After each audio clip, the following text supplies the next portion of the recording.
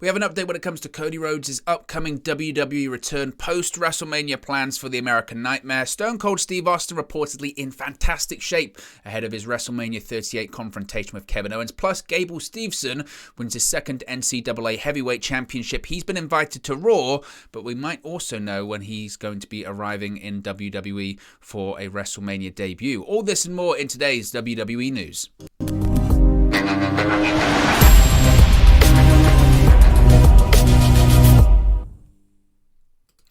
Hey guys, welcome back to Wrestle News 365. Hope everyone is doing very well. As always, there are plenty of news stories to get into in the world of WWE. So let's start off talking about Cody Rhodes. I know. I put a tweet out earlier today, and this is how I kind of feel about the Cody Rhodes situation. The Cody Rhodes situation, look, an AEW EVP leaving the company, jumping to WWE, arguably the first person, real big AEW star to jump to WWE, with one of the co-founders of the company, right? It's very, very surreal. But at this point, I am so tired when it comes to the social media aspect of it, because honestly, this past weekend, I saw some of just the craziest takes about Cody Rhodes going back to WWE, and that's from both fan bases. Like that's some of the AEW fans are just wild, some of the WWE fans wild as well, and it's just constant. It's like he's going back to WWE. Okay, that's crazy. We'll see what happens. He hasn't made his WWE return yet. We'll see what happens when it comes to his post, WrestleMania plans and all that kind of stuff. But some of the stuff, like, if you've got a problem with him feeding his kids, then shame on you. But it's like, well, wait a minute. So Cody Rhodes was going to be destitute if he didn't go back to WWE? I don't think so. But on the flip side of things, these, the WWE fans also being like, see, he's going back to WWE because he can be a bigger star there and all that kind of stuff. It's like, guys, he's going back to WWE. Let's just wait and see what actually happens first before we get so upset. It's crazy. It really is crazy. Nevertheless, we have a few more details when it comes to Cody Rhodes' upcoming WWE return. As reported previously, Cody Rhodes has officially signed with WWE, and the current plan is for him to debut or return at WrestleMania 38 weekend, possibly night 2. As noted, Cody Rhodes versus Seth Rollins has been rumored for WrestleMania. Rhodes is also expected to be part of the Monday Night Raw brand going forward. Now, according to a new report from Fightful Select, WWE is planning for Rhodes to be at the Raw after WrestleMania 38 on Monday, April 4th.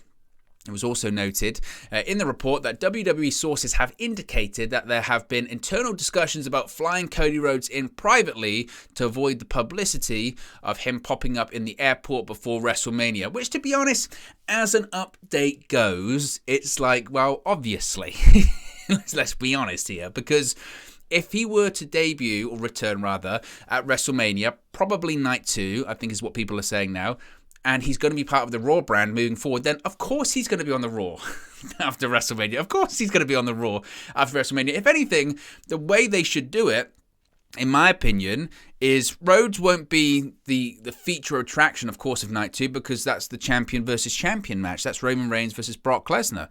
I think the likelihood is that Roman Reigns wins that match. So WWE kind of has a bit of a dilemma going on. What will get the most buzz in the first thing they see on Monday Night Raw the following day? For me, that would be Cody Rhodes. The opening segment could be Roman Reigns coming out and holding both bouts, if that's what they're going to do, and then deciding, I don't want this bout, throws it away, and I'm not sure what that would do for the WWE Championship, but then that's how you would build into this, we need a champion for Raw kind of situation. Maybe that's what they'll do. I don't know. Or do you have Raw open with the crowd going crazy, it's Monday Night Raw, it's the Raw after WrestleMania, boom, Cody Rhodes' entrance music hits. Everyone's watching. That's the most viewed segment on Monday Night Raw. Every single week, the most people tune in at the beginning of the show. They want to see what is going to happen. It's then, and this is for any pro wrestling show, whether it's WWE, AEW, Impact, whoever, any pro wrestling show, the most viewed segment and the most viewers you tend to have is for that opening segment, especially Raw, because as the time goes on, it goes like that. People just gradually sort of fade out as the night goes on. So if you're WWE, how do you keep people talking? How do you keep people buzzing after a 2-night WrestleMania? The opening segment on Raw, the Raw after WrestleMania, should be Cody Rhodes coming out.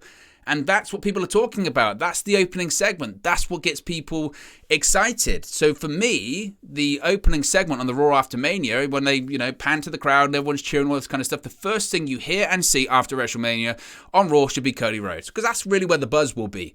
And maybe your main event segment will be Roman Reigns' championship celebration ceremony, because I know he's a SmackDown star, but if he's the unified WWE champion for a brief period there, he's going to be the world champion of both brands. Now, obviously, we know that the long-term plan isn't for that to actually happen, but I'm sure there'll be a Roman Reigns segment after WrestleMania on Raw, because there will need to be, frankly. And I don't know if there'll be a Brock Lesnar one. I don't know. Nevertheless, when it comes to the Cody Rhodes thing, he should be the opening segment on that Raw. And I think he will be. Now, when it comes to the news of they're questioning whether to fly him in privately to avoid any publicity, well, I don't even think that's a question. Of course they're going to do that, because whilst everyone knows now, and whilst everyone's kind of had an idea that this is where they're going with all of the teases and the references they've been doing on Raw and Seth Rollins and all that kind of stuff, it would make no sense, frankly, for them to fly him in to Dallas when you've got the entire pro wrestling universe in Dallas for that week/weekend. Think about shows that are going on during that time period, all that kind of stuff. It makes no sense to drop him in to just that flood of people in today's modern age of social media and cameras and all this kind of stuff, and people like myself. So why would they do that? If anything, he's probably going to be flown in Sunday, late on in the evening, even probably when the show's starting. He might even get to the arena late on. That's what they do. And in the cover of darkness with those big stadiums, it's kind of easier to do because there's lots of different entrances and nooks and crannies that you can get into the building without being seen. But people will know he's going to be there. So I think that'll probably be the thing that they do, and the way to go about it. I'd be stunned if you saw some airport pictures of Cody Rhodes, but anything's possible in this day and age. So we'll see with that one. Speaking of WrestleMania, of course, we know Stone Cold Steve Austin is going to be there. He's going to be appearing. He's going to be, I wouldn't say competing, but he's going to be fighting. He's going to be in a fight sequence, as they're calling it. Not a match, but he is going to be getting more physical than maybe he has done in a really long time, possibly since his WrestleMania defeat to The Rock at WrestleMania 19 when he retired all of those years ago. And WWE Hall of Famer Stone Cold Steve Austin is in, quote, fantastic shape ahead of his confrontation with Kevin Owens at WrestleMania 38, according to Dave Meltzer of the Wrestling Observer newsletter. On Sunday night's main event podcast, Meltzer noted that a mutual friend of himself and Austin recently spotted the Texas Rattlesnake at a training session and was amazed at Austin's physique. Meltzer added that Austin is expected to take his shirt off and, quote, there's going to be a fight, there's going to be a brawl without a doubt. It just seems a bit creepy. He's going to take his shirt off, folks. Well, I'll tune in. Meltzer noted that fans should expect a lot more than just a kick in the gut and stunner when Austin appears on the KO show on WrestleMania Saturday. Quote, he's training very hard, so it's going to be more than that, Meltzer said. Will he do a 20-minute match? No, I don't think so. Will he go 7 minutes or something and have a brawl all over the place? I kind of expect that, yeah. Now, appearing on the Rich Eisen show last week, Austin confirmed that he has been training hard for WrestleMania 38. He said, quote, this comeback means a lot for me as I've been getting back in ring shape, and I'm going to go out there and do the absolute best that I can, Austin said. To get the chance to go back on the world's grandest stage, on one of the greatest stadiums of all time means a lot to me. I'm doing this for the fans, doing this for WWE, doing this for me, number one. Of course, Austin hasn't wrestled since his retirement match against The Rock at WrestleMania 19. I still find this whole situation kind of wild. I'm glad that it's not a match because I don't think it should be and I don't think it needs to be. I wouldn't be shocked, though, depending on how this goes. Hear me out, guys. I wouldn't be shocked if this goes well and if Austin's in good enough shape and it feels good and he can still go, then I wouldn't be surprised if WWE says, look, I know it's in Texas and this is meant to be the final hurrah for Stone Cold Steve Austin. I get all of that. But if it does go well, that's when WWE should say to Stone Cold Steve Austin, okay, look, granted, we did not give you enough time this year, or the time that you would have probably wanted, and everyone would have wanted, right? In terms of opponent, in terms of promoting it, in terms of everything. But if this does go well, we will give you a year. Now, of course, I think the plan is to do Roman Reigns versus The Rock at WrestleMania, but that's far from confirmed as far as we're aware at this point. And if they've got reservations about that, why not say to Stone Cold Steve Austin, okay, this time next year, your last match an actual match that does go 20 minutes. The Rock versus Roman Reigns, main event, World Championship. That's the way to do it, I think. That would be the way to do this. Because, as I mentioned before, if you're going to have Stone Cold Steve Austin's last match, his first match in nearly 20 years, it can't be, no disrespect against Kevin Owens, it can't be, a middle of the show kind of deal. It has to be the main event against the biggest star in the industry right now, and that's Roman Reigns. It's box office. So I'm very curious. I don't think really, to be honest as well, we need Dave Meltzer to tell us that Stone Cold Steve Austin's in great shape. As I mentioned, he did the interview with Rich Eisen. He's been, around on social media because of the 316 day, and he was releasing his beer and all that kind of stuff. And yeah, he looks to be in great shape. But Steve Austin always looks to be in great shape. I think he's just dialing it up an extra level. So, I don't think we need any confirmation that he's in great shape, and I'm fascinated. It's one of the things I'm looking forward to for this WrestleMania, and there isn't a ton of things to really look forward to. I think the main event's going to be interesting, even though we probably know the direction. Of course, I'm interested to see what happens with Cody because it's just a wild story. The Steve Austin thing's right up there, something to be excited about. So that's going to be definitely very curious. Gable Steveson. A lot of people have been talking about Gable Steveson over the course of the last few days. And that's because Olympic gold medalist and University of Minnesota wrestler Gable Steveson won his second NCAA heavyweight championship, defeating Colton Schultz of Arizona State Saturday night in Detroit, Michigan. Of course, Steveson signed a multi-year deal with WWE back in September of 2021, though his contract officially begins once he graduates college in May.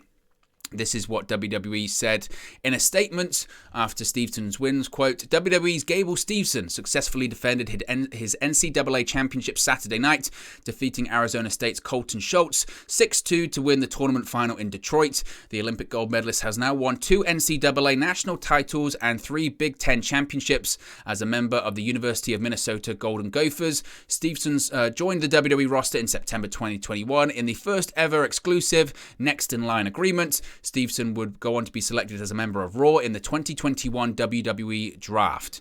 Now, there's a lot more to this because, of course, there's that which WWE would have wanted. And I'm sure actually on Steveson, there was probably a significant amount of pressure. I remember Mark Henry saying to Vince McMahon, when Mark Henry went to the Olympics first, he was WWE's Mark Henry, and it didn't go particularly well for him at the Olympics. That was one thing. And then when Mark Henry went to compete in the World's Strongest Man once again, he said to Mark Henry, look, if you go there and you're not the world's strongest man, then I don't have a spot for you because I only have a spot for the world's strongest man kind of situation. And that was significant.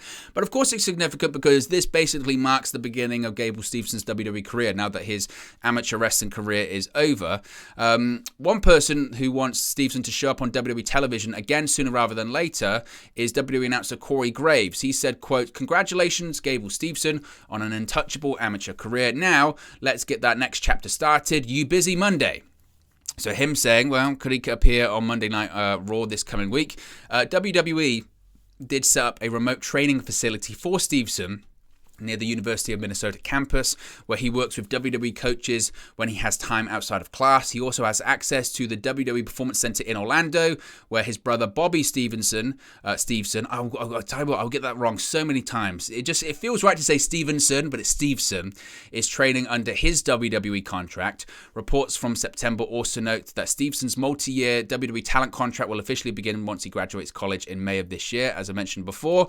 But Steveson has seemingly spoiled his WWE debut date. It appears that the Olympic gold medalist will be making his debut at WrestleMania 38. He said when he posted a message basically saying goodbye to amateur wrestling. He bid farewell to amateur wrestling over the weekend. He tweeted, quote, "Dear wrestling, thank you," with a love heart emoji. But then he followed that up with, quote, "Also, I will be at WrestleMania, ... It's time."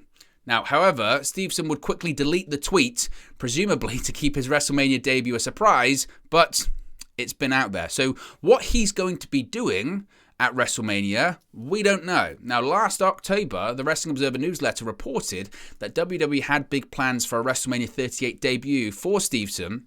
The report added, as I mentioned, that he had this remote facility set up in the University of Minnesota, etc. What he will be doing, I have no idea. I really don't. I'm looking at the roster and I'm not sure. I mean, are there any big names that aren't really confirmed for WrestleMania right now? Of course, Seth Rollins, but we know what he's going to be doing at WrestleMania. So I'm not sure what they've got planned. Whether it's just a heel will go out there, start talking some trash and something will happen.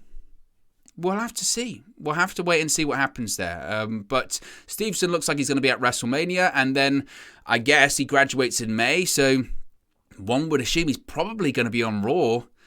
I mean, right after WrestleMania, logic would state, I would assume. WWE will want to get that going quickly. And it depends, all of it really depends how much training he has been doing in addition to his schooling, in addition to his amateur wrestling. I would assume he's been doing enough for WWE to be competent to put him on television, especially after when he's in the news right now, right? I think that might be the situation. So keep an eye out for Gable Steveson. We have some news when it comes to last-minute changes to SmackDown on Friday. A few segments reportedly saw last-minute changes before last week's SmackDown went live, according to Fightful Select. Rich Holland was apparently set to do a promo during the show that addressed Big E's injury that occurred the week prior. Instead of a promo, Holland obviously had a one-on-one match with Kofi Kingston, and the update about Big E via social media aired. It was also quite interesting as well that during the show, Michael Cole basically said, look, he's very sorry and he feels really bad for what's happened, and whilst he maybe doesn't like Big E, he respects him and he hopes he makes a quick recovery, which I was looking at it and sort of go, I get it from the human side of things, but that just wouldn't, that just wouldn't happen when it came to heels back in the day, would it? Which is certainly very strange. There was also a shift in direction when it came to the six-man tag team match between Drew McIntyre and the Viking Raiders against Happy Corbin, Jinder Mahal, and Shanky. Madcap Moss was originally scheduled for the match, but Shanky was put in his place for reasons unknown. So those are those changes that always happen when it comes to WWE before any show, let alone SmackDown. Finally, WWE has given an update when it comes to Bianca Belair and her storyline injury after being attacked by Becky Lynch last Monday on Raw. WWE has shared a storyline injury update on Bianca Belair on WWE.com. It was revealed that Belair has suffered a fractured hyoid bone in her throat as a result of Monday's attack by Raw Women's Champion Becky Lynch. They love the technical medical terms, whether it's contusions, whether it's a hyoid bone in the throat. I think the thought process is if we give some really fancy medical words, people go, oh, that sounds serious. That's their hope. They said, quote, Bianca Belair suffered a fractured hyoid bone in her throat as a result of the attack perpetrated by Raw Women's Champion Becky Lynch last Monday on Raw. WWE.com has learned. Although Belair will not need surgery, she'll be out of action for an unspecified amount of time as she recovers, officials say. Now, she was pulled from a meet and greet, I think, as well, and people thought, is this meaning something serious? Is this actually legit? Storyline. I think it's very much storyline, and I've got no doubt she'll be at WrestleMania, and also she will beat Becky Lynch at WrestleMania for the Raw Women's Championship. That's certainly the plan. Anyway, guys, let me know your thoughts on today's WWE news stories in the comment section below. Be sure to like and subscribe to Wrestle News 365, and I'll speak to you again very, very soon. Hey guys, thank you for watching, listening, streaming, or however you come across this video today. Be sure to click on the video on the right there to watch our next video, or click the bottom there to subscribe, or the bottom right hand corner. Thank you very much, and I'll speak to you again very soon.